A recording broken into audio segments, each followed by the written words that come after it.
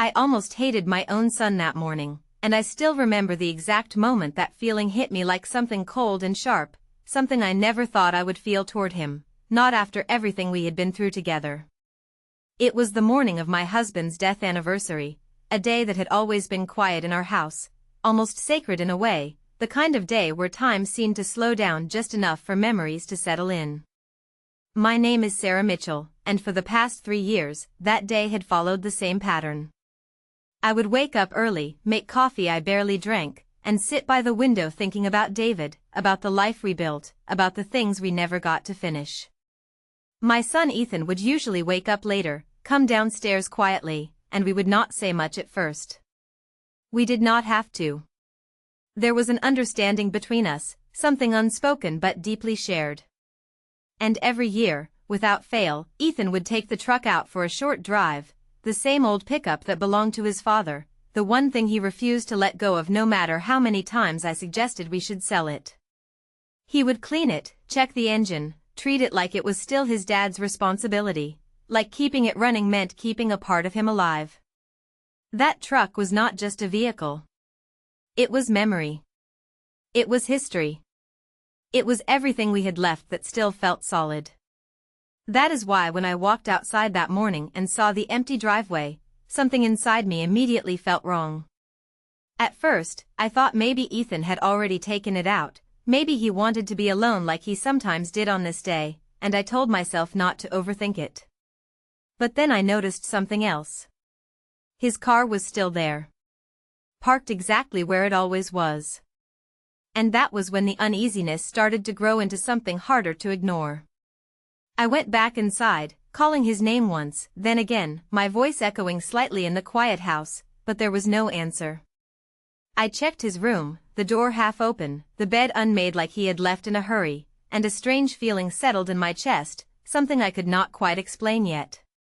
I reached for my phone and tried calling him, expecting it to ring, expecting him to pick up or at least send a message, but it went straight to voicemail. That had never happened before, not on this day. Not with him. I stood there for a moment, holding the phone, staring at nothing, trying to convince myself there was a simple explanation, something ordinary, something that would make all of this make sense. But deep down, I already knew that whatever was happening was not normal. It did not feel right. I walked back outside slowly, my eyes scanning the driveway again like something might have changed, like the truck might somehow reappear if I looked hard enough, but it was still gone. Completely gone. And then I noticed the small detail that made everything inside me drop just a little further. There was a faint mark on the concrete where the truck used to sit, cleaner than the rest of the driveway, like it had not just been driven away for the day, but removed, like something permanent had changed. That was when the thought hit me, sudden and heavy, and I did not want to believe it, not even for a second, but it was already there. What if he did not just take the truck? What if he got rid of it? I shook my head slightly, almost instinctively, rejecting the idea before it could settle in, because Ethan would never do that. Not today. Not on this day of all days. But the more I stood there, the more the silence around me pressed in, the harder it became to hold on to that belief. And then my phone buzzed in my hand, the sound breaking through everything at once, sharp and immediate. I looked down quickly, my heart already racing, hoping it was him, hoping for anything that would make this feel less wrong, but instead it was a message from an unknown number. I opened it without thinking, my eyes moving across the screen, and the words I read made everything inside me go completely still. The truck has been sold. Thank you for your business. For a moment I just stared at the message, my eyes reading the same line over and over like it might change if I looked long enough, like there was some mistake I had not caught yet, but the words stayed exactly the same, cold and final, leaving no room for misunderstanding. The truck has been sold. My fingers tightened slightly around the phone, and I felt something shift inside me, something I could not quite control, a mix of disbelief and something sharper that I did not want to name yet. That truck was not just something you sold without a conversation. Not in this family. Not after everything it meant. I tried calling the number back immediately, pressing the screen harder than I needed to, but it rang once and then stopped, sending me straight to silence again. No explanation. No name. Just that message. I lowered the phone slowly, my mind racing now, trying to piece together what could have happened, but every possible explanation felt wrong.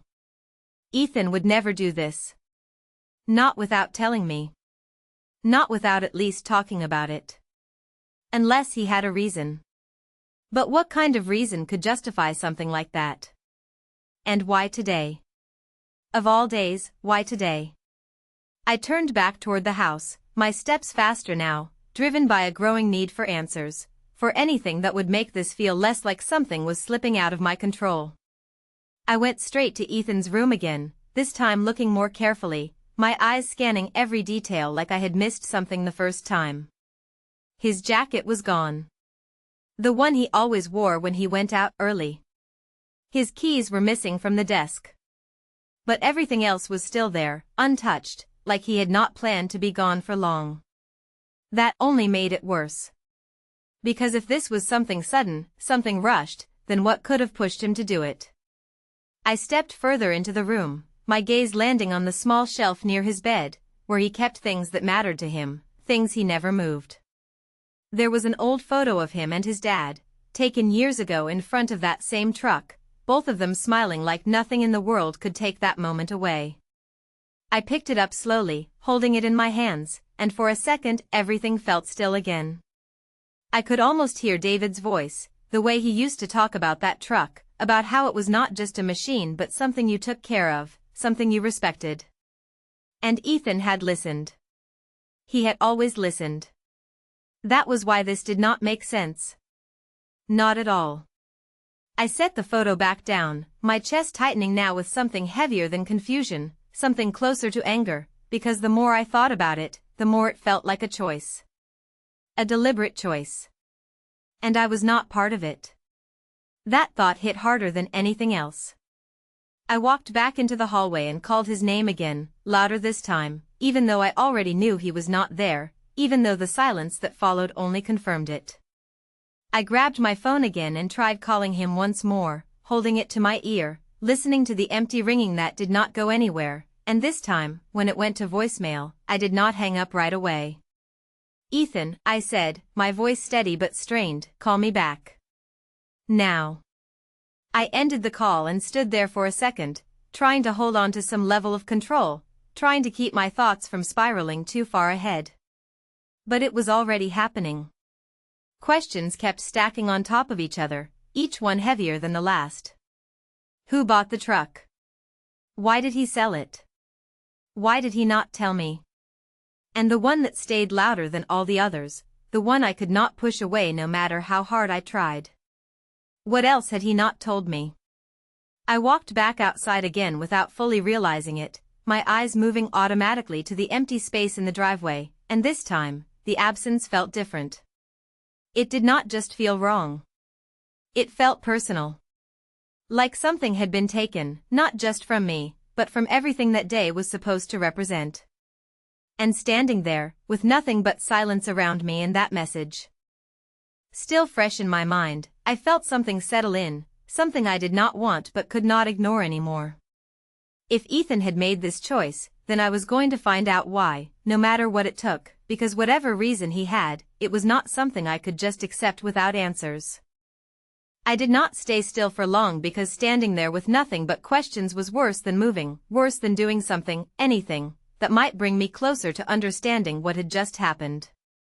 I looked down at my phone again, the message still open on the screen, and this time I noticed something I had missed before, a small line under the text that included a location, an address I did not recognize at first, but one that was not far from our neighborhood. That detail changed everything. It was not just a message. It was a direction. I did not stop to think about whether I should go or not. I just grabbed my keys and headed to my car, my movements quick and automatic, driven by something stronger than hesitation. As I pulled out of the driveway, the empty space where the truck had been felt like it was watching me leave, like it was a reminder that I was already too late to stop whatever had been set in motion. The drive was not long, maybe 10 minutes at most, but it felt stretched out, every second filled with thoughts I could not slow down. I kept replaying everything I knew about Ethan, about who he was, about the way he had grown up, the way he had held on to his father's memory like it was something fragile but essential. He was not careless. He was not impulsive. So if he had done this, there had to be a reason. But the more I tried to find one, the more I kept coming back to the same question. Why would he not tell me? I turned onto the street listed in the message, slowing down as I scanned the houses, looking for anything that stood out, anything that matched what I expected to find, even though I did not really know what that was. And then I saw it. A small auto shop at the end of the block, the kind of place that looked like it had been there for years, with a faded sign and a row of cars parked outside. My grip tightened slightly on the steering wheel as I pulled into the lot, my eyes moving quickly across the space, searching for one thing. The truck. But it was not there. Not anywhere I could see. I parked the car and sat there for a moment, my engine still running, my heart beating faster than I wanted to admit. This was it. Whatever answers I was going to get, they were here. I turned off the engine and stepped out, the air outside cooler than I expected, carrying a faint smell of oil and metal. The shop door was open, and I could hear faint movement inside, the sound of tools or something shifting in the background. I walked in slowly, my eyes adjusting to the dimmer light inside, and almost immediately, someone looked up. A man in his 50s, wearing a worn work shirt, his hands marked with years of work, paused and studied me like he was trying to place why I was there. "Can I help you?" he asked, his tone neutral but attentive. I hesitated for just a second, then held up my phone, the message still visible on the screen. "I received this," I said, my voice steady but direct. "About a truck that was sold." His expression changed slightly, not dramatically, but enough for me to notice. Recognition. He wiped his hands on a cloth and stepped a little closer, glancing at the screen, and then back at me. "You are related to the kid," he said, not really asking, more like confirming something he already suspected. That word hit me harder than I expected. The kid. "I am his mother," I replied, my voice tightening just slightly. "Where is the truck?" He looked at me for a moment longer, like he was deciding how much to say, and then he nodded toward the back of the shop. "It is not here anymore," he said. "It was picked up earlier this morning." That answer did not give me anything I could hold on to. "Picked up by who?" I asked quickly, stepping forward without realizing it. He shook his head once, not dismissive, but firm. "He did not say much," the man replied. "But your son knew exactly what he was doing." I felt that same shift again, that same mixture of confusion and something heavier, something closer to frustration now. "Then tell me." "What he said," I pressed, my patience starting to thin. The man paused, then looked at me with a different kind of expression this time, something that felt almost thoughtful. "He said it was important," he answered. "Said it was something his dad should have done a long time ago." And just like that, everything inside me went still again, because whatever this was, whatever Ethan had done, it was not random, and it was not careless. It was intentional. And for the first time since this started, I realized I might not understand my own son as well as I thought I did. I stood there for a second longer after he said that, letting those words settle in, turning them over in my mind like they might unlock something if I looked at them from the right angle, but all they did was deepen the confusion. Something his dad should have done. That was not a casual statement. That was not something you said without meaning. I felt my chest tighten slightly as I tried to connect it to anything I knew about David, anything that could explain what Ethan thought he was finishing. "What does that mean?" I asked, my voice lower now, more controlled, but carrying a weight I could not hide. The man shook his head slowly. "That is all he told me," he said. "Paid in full, no hesitation." Like he had already made up his mind before he walked in. That detail hit me differently. Ethan had not just decided this in the moment. He had planned it. Thought about it. carried it out without telling me a single word.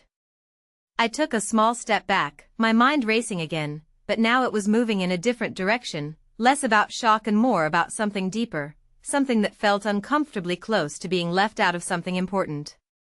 "Did he say where he was going?" I asked, still holding on to the hope that there was something concrete I could follow. The man hesitated again, then nodded slightly. "He mentioned a name," he said. "Not a place. Just a person." I felt my focus sharpen instantly. "What name?" I asked. He wiped his hands again, buying himself a second before answering. "Miller," he said. "That is all I remember." The name meant nothing to me. Not at first. I searched my memory quickly, running through years of conversations, friends, coworkers, anyone David might have known, but nothing came up. No connection. No recognition. And that only made it worse, because it meant this was something outside of what I understood, something Ethan knew that I did not. I nodded slowly, more to myself than to him, and turned toward the door, feeling like I had reached the end of what this place could give me. But as I stepped outside, the weight of everything I had just heard pressed down harder than before. Ethan had sold the truck. He had done it deliberately. He had used the money for something tied to his father. And he had gone to find someone I had never heard of. None of that fit into the version of our life I thought I knew. I walked back to my car, each step heavier, my thoughts louder now, not quieter. There was a part of me that wanted to be angry, that wanted to hold on to the idea that he had crossed a line, that he had made a decision without me that he had no right to make. But there was another part, quieter but harder to ignore, that kept repeating the same thing. He believed he was doing the right thing. I got into the car and sat there for a moment, my hands resting on the steering wheel, my eyes unfocused as I stared ahead. I thought about Ethan as a child, the way he used to follow David around the garage, asking questions, listening to every answer like it mattered. I thought about the way David used to say that one day, Ethan would understand things I did not even notice. At the time, I had laughed it off, thinking it was just one of those father and son things, something I did not need to be part of. But now, sitting there with a name I did not recognize and a decision I did not understand, I wondered if there had been something more to that. Something they had shared that I had never fully seen. I picked up my phone again and looked at Ethan's contact, my thumb hovering over the call button. This time, I hesitated. Not because I did not want to talk to him, but because I was not sure what I would say. The questions were there, all of them, pressing against the surface, but so was something else, something I had not expected to feel so soon. Doubt. Not about him, but about me. About whether I had missed something important, something that had been right in front of me all along. I lowered the phone slowly, exhaling a breath I did not realize I had been holding, and looked out through the windshield again. If Ethan was following something his father had left behind, then this was not just about the truck anymore. This was about something that had started long before today. And if I wanted to understand it, I was going to have to stop assuming I already knew the whole story, because clearly, I did not. I did not drive home right away because something in me knew that going back without answers would only make everything heavier, and I was already carrying more than I could sort through. Instead, I sat there in the quiet parking lot, the name Miller repeating in my mind like it was supposed to mean something, like it was a piece I just had not placed correctly yet. I reached for my phone again and opened my contacts, then my messages, then even old emails, searching without a clear direction, just hoping something would stand out, something that would connect that name to our life.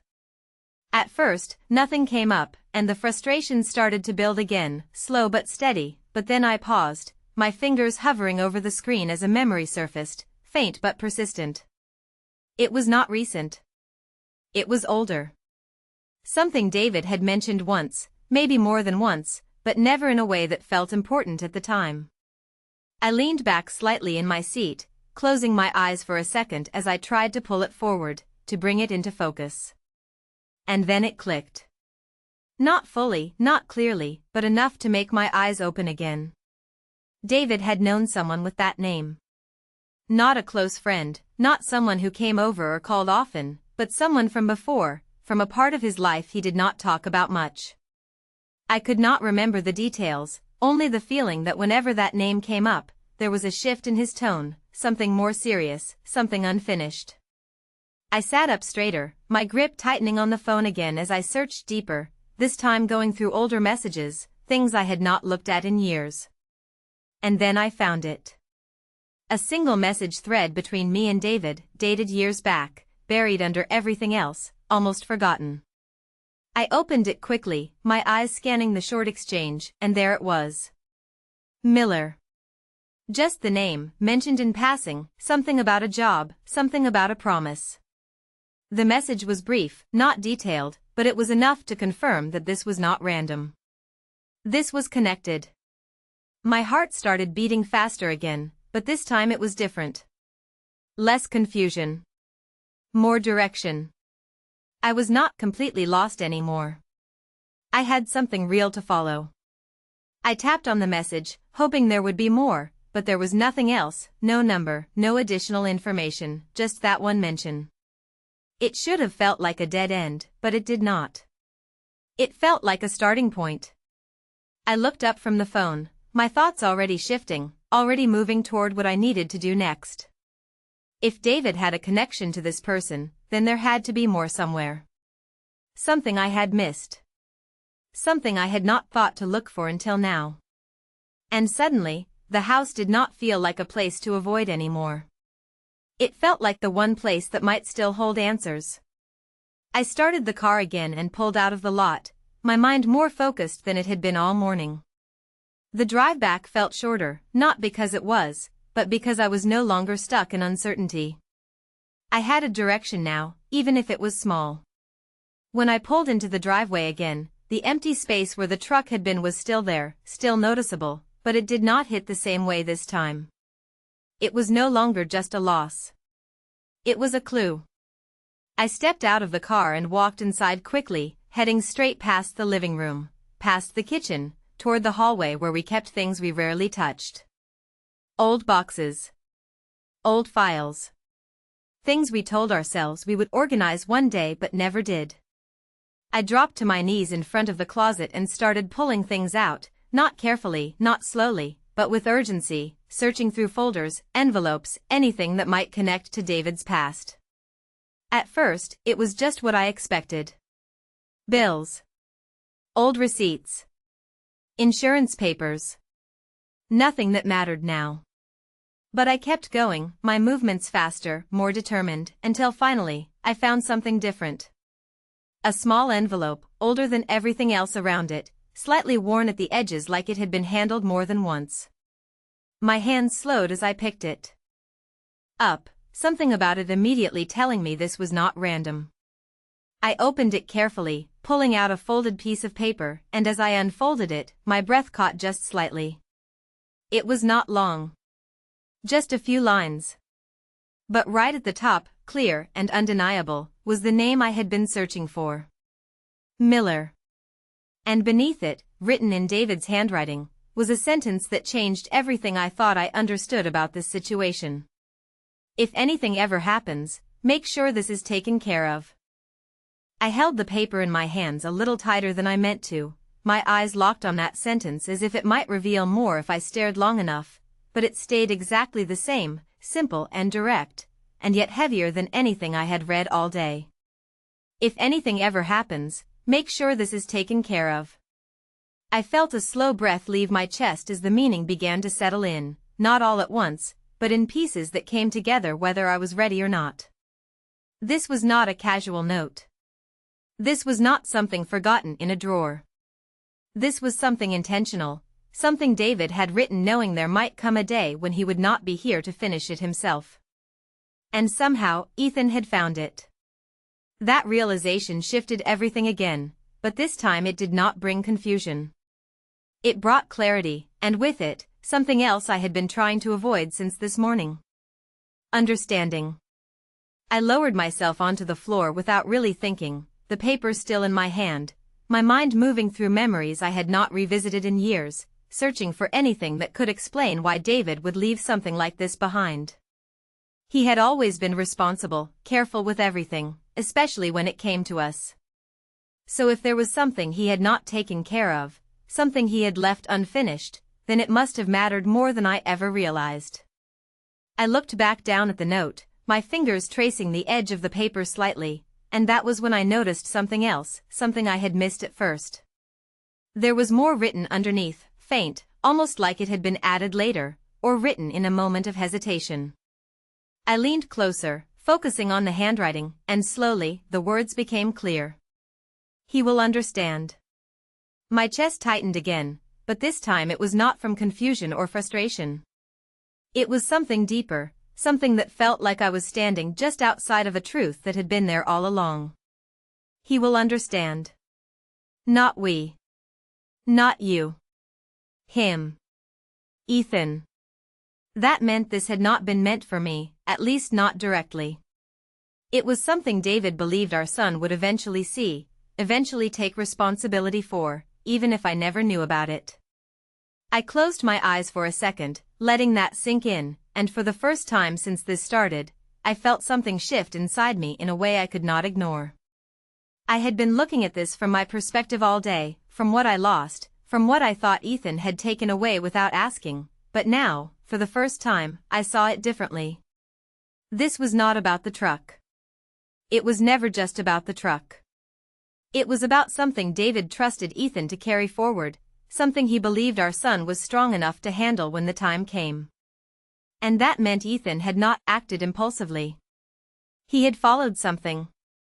Something real.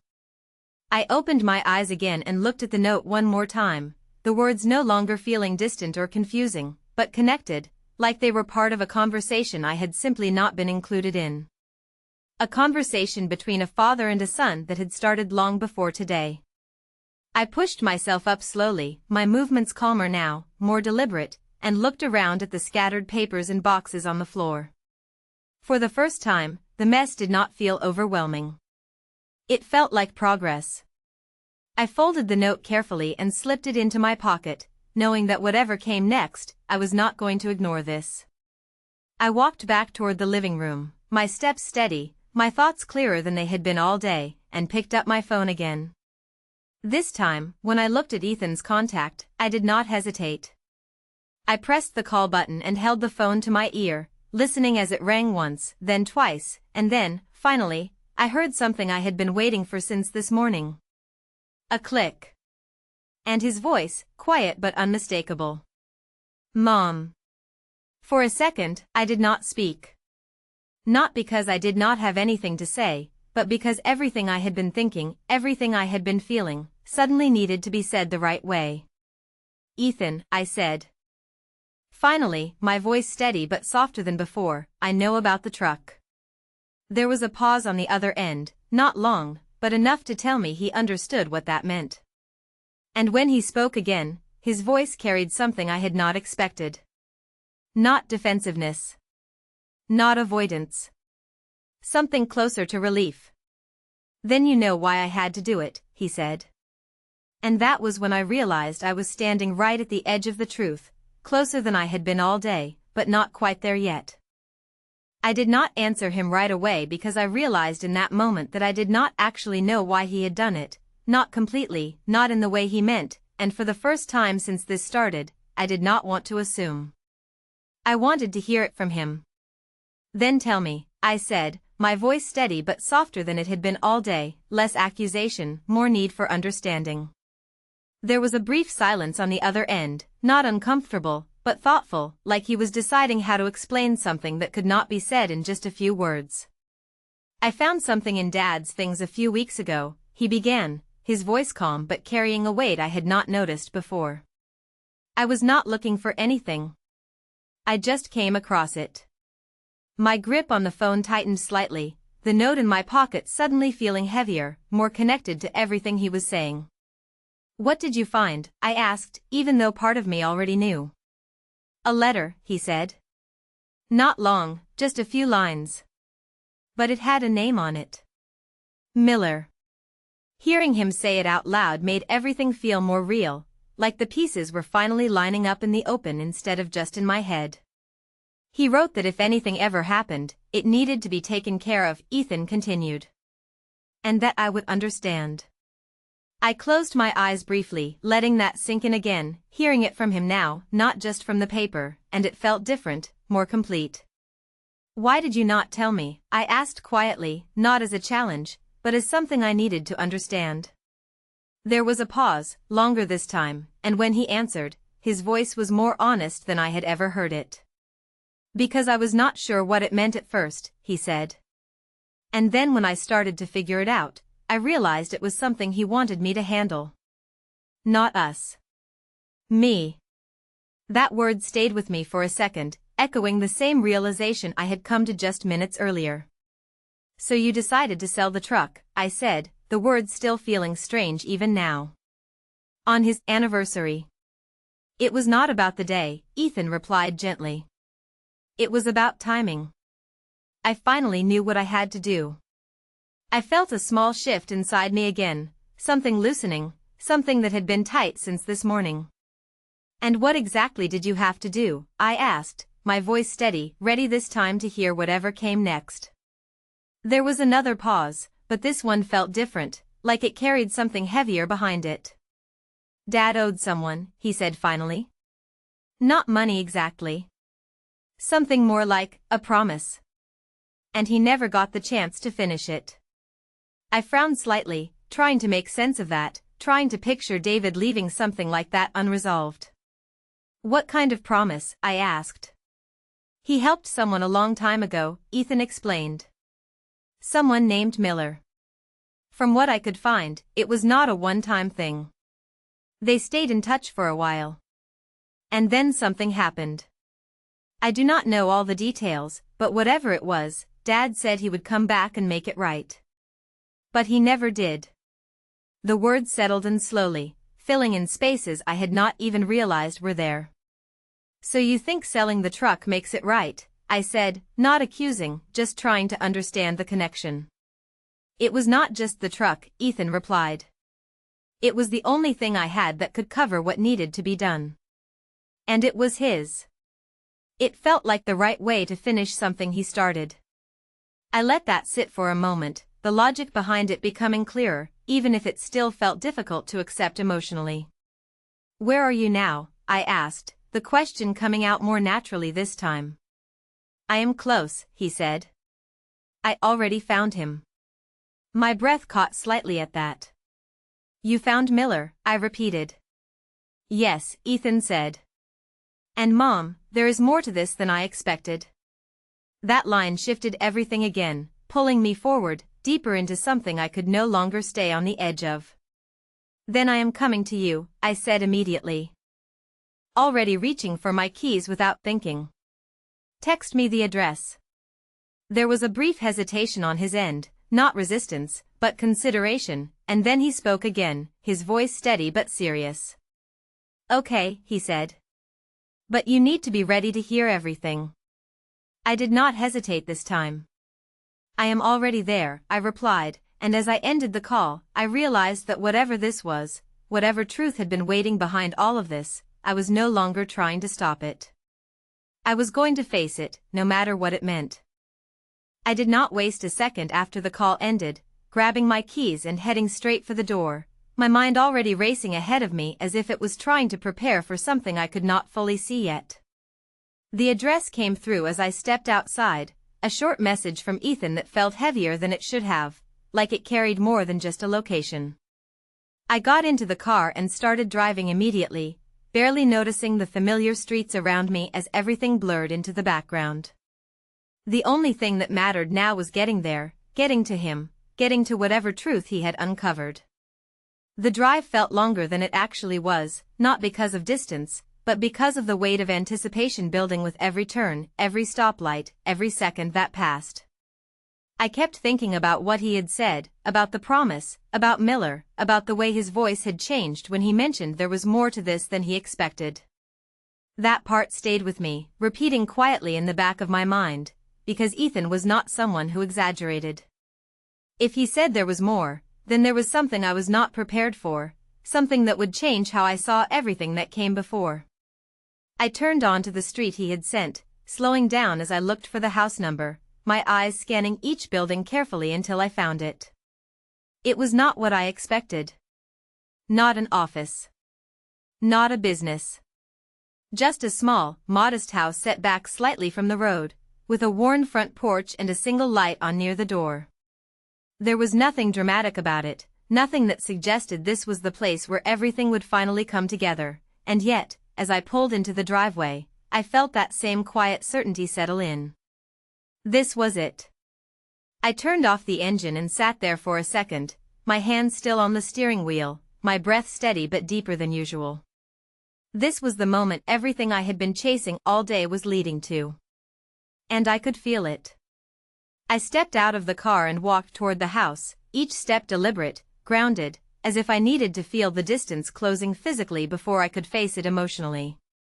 The front door opened before I even had a chance to knock. Ethan stood there, his expression calm but serious, different from the uncertainty I had heard in his voice earlier. There was something more settled in him now, like he had already crossed a line I was just arriving at. For a second, we just looked at each other, no words, just recognition of everything that had happened between us in the last few hours.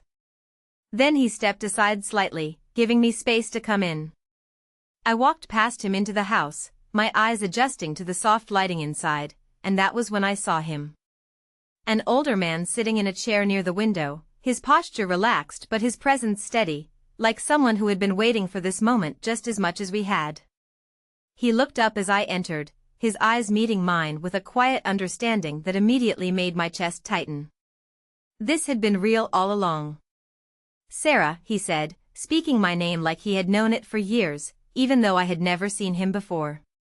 That alone was enough to send a wave of realization through me. I glanced at Ethan briefly, then back at the man. "You are Miller," I said, not as a question, but as a confirmation of everything that had led us here. He nodded once, slowly. "I am," he replied.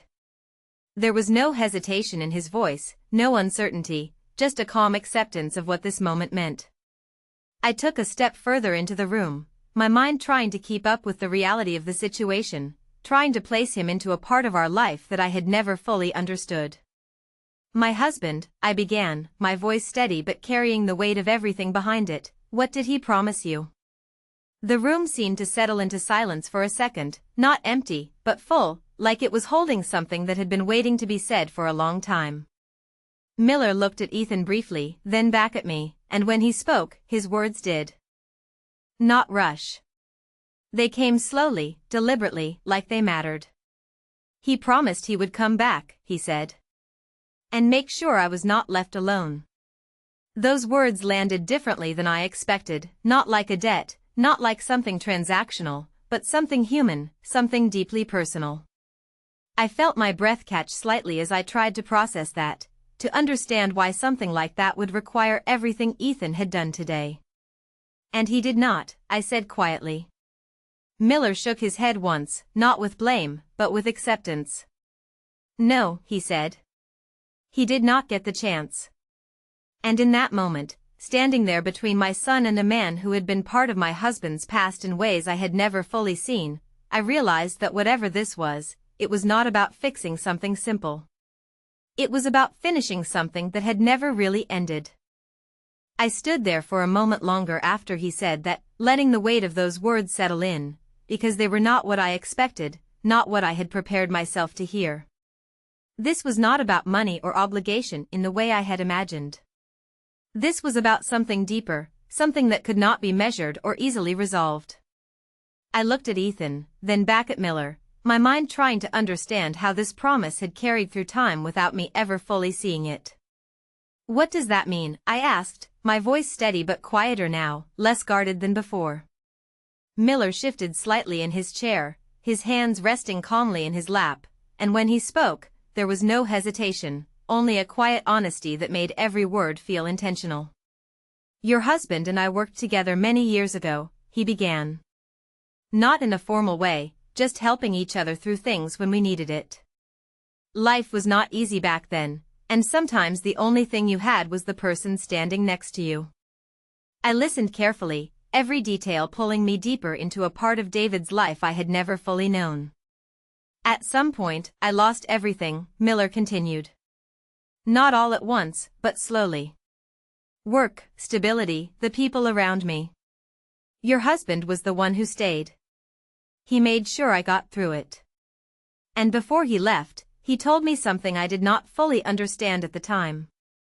I felt my chest tighten slightly as I waited for him to continue, knowing this was leading somewhere important. He said that no matter what happened, he would not let me disappear, Miller said. That he would come back and make sure I was okay. The room felt still again, not empty, but full of something that had been waiting years to be spoken out loud. I glanced at Ethan, seeing the same understanding in his expression that had taken me all day to reach. And when he did not come back, I said quietly, "You were left waiting." Miller nodded once, not with resentment, but with a kind of quiet acceptance that made it even harder to hear. "For a while," he said. "But life does not stop. You learn to keep going, even when things are unfinished." I felt something shift inside me again, something that made me look at Ethan differently, not as someone who had taken something away, but as someone who had chosen to give something back. "So what did Ethan do?" I asked, even though I already understood part of it. Miller looked at my son with a small, almost grateful expression before answering. "He came here and told me who he was," he said. "He told me about the note, about the promise. And then he did something I did not expect." I held my breath slightly without realizing it, waiting. "He made sure I would not have to worry about being alone anymore," Miller said. "Not just today. Moving forward." I felt my eyes shift to Ethan again, searching his face for confirmation, for understanding, for something that would help me fully grasp what he had done. "I used the money to set things up," Ethan said quietly, meeting my gaze directly. "Housing, support, everything he would need. It is not just a one-time thing. It is something that will last." For a moment, I did not speak, because the weight of that decision, the thought behind it, the intention, all of it came together in a way I had not been ready for. He had not just acted. He had thought this through completely. He had carried something forward in a way that honored his father not just in action, but in meaning. I took a slow breath, feeling something in my chest finally settle, something that had been unsettled since the moment I saw the empty driveway. "You did not just sell the truck," I said softly. "You finished something he started." Ethan did not answer right away, but the look in his eyes was enough. He understood. And for the first time that day, so did I. I looked back at Miller, then around the room, taking in the quiet reality of everything that had come together here, and I realized that this was not about loss anymore. It was about continuation. About something that had not ended when David was gone, but had found a way to carry on through the person he believed would understand. I stepped closer to Ethan, my voice steady but warmer now, no longer searching for answers, but acknowledging what had been found. "He would be proud of you," I said. And as those words settled between us, I knew that whatever questions had started this day, they had led us exactly where we needed to be, not to replace what was lost, but to complete what had been left unfinished.